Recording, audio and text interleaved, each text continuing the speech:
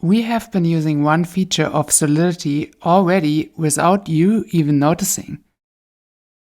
Whenever we're doing any math in Solidity, well, usually there could be over or under flows. What exactly do we mean by that? Imagine you have a uint 256, so the minimum number that this can hold is obviously 0. Now let's say you have a uint 256 with the value of 5, and you subtract 10, so number 1 minus number 2, so 5 minus 10. Now the result would be -5. But since unsigned integers don't allow for negative values, it will underflow and actually give us a very large number, 2 to the power of 255 minus 5 to be precise. This is terrible for smart contract security. Imagine you run into this issue when handling token balances. All of a sudden, you may give someone a virtually infinite amount of tokens. That's why usually people did use special math libraries to do this kind of math. So if you ever read Solidity code and you find something like number 1 add number 2 or number 1 sub number 2, then this is for over or underflow protection. This will revert the transaction in any case such an over or underflow happens. But the good news is that this is now all part of Solidity directly. You don't need to use these special math libraries anymore. You can just write number 1 plus number 2 or number 1 minus number 2. This will have automatic checks and reverts if any over or underflow happens. These checks also apply automatically to any multiplication, division, modulo, or exponent calculations. If you're wondering, by the way, how a division can have this issue, it can only happen in this one single edge case where you divide the smallest signed integer number by -1. So now, if we're dividing this number here by -1, it doesn't fit into int 256 anymore because signed integers have one more negative value than positive.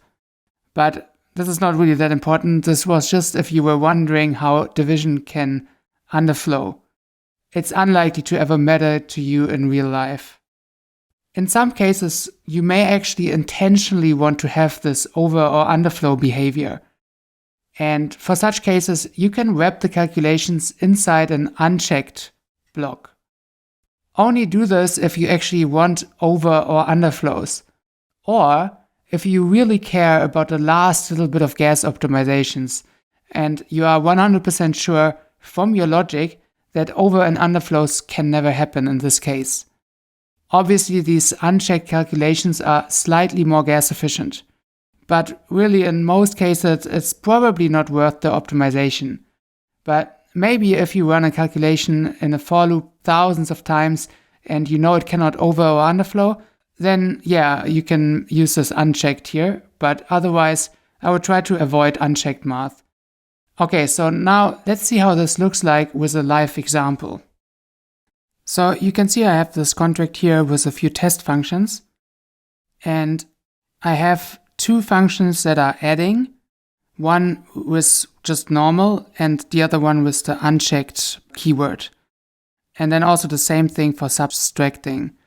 And for the addition here, we're actually adding +1 to already the maximum value of uint. So this would, in this case, then overflow. And for the sub here, we're doing the opposite. We're like subtracting 1 from already the smallest value. So I already deployed it to like a local blockchain here. So let's have a look how this looks like. So if we're doing the checked functions here, you'll actually see that we get a note that the transaction has been reverted because this has the automatic checks included. And the same for checked sub. And we can see also reverted. But now what happens if let's say we're using the unchecked sub here? And now you see the number that we get here is an insanely large number.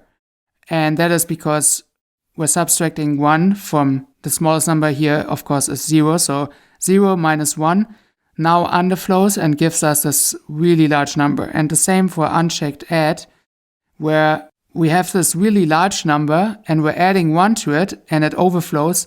And now we're actually getting 0. And because it's all in the unchecked block, it doesn't revert. So yeah, only use this if you are intentionally expecting these checks or you know they cannot happen.